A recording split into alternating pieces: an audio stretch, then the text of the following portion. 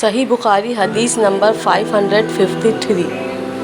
رسول اللہ صلی اللہ علیہ وسلم نے فرمایا، جس کی نماز عصر چھوٹ گئی گویا اس کا گھر اور مال سب لوٹ گیا۔ امام بخاری رحمۃ اللہ علیہ نے فرمایا کہ سورۃ محمد میں جو یترکم کا لفظ آیا ہے وہ وطر سے نکالا گیا ہے۔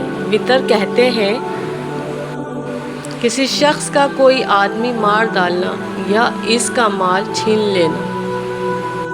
صحیح بخاری حدیث نمبر 553۔ ہم بریرہ رضی اللہ تعالیٰ عنہا کے ساتھ ایک سفر جنگ میں تھے۔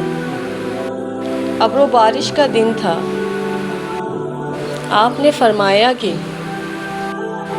عصر کی نماز جلدی پڑھ لو، کیونکہ نبی صلی اللہ علیہ وسلم نے فرمایا کہ جس نے عصر کی نماز چھوڑی دی اس کا نیک عمل ضائع ہو گیا۔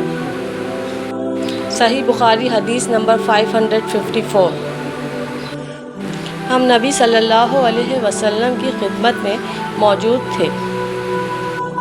آپ صلی اللہ علیہ وسلم نے چاند پر ایک نظر ڈالی، پھر فرمایا کہ تم اپنے رب کو آخرت میں اسی طرح دیکھو گے جیسے اس چاند کو اب دیکھ رہے ہو۔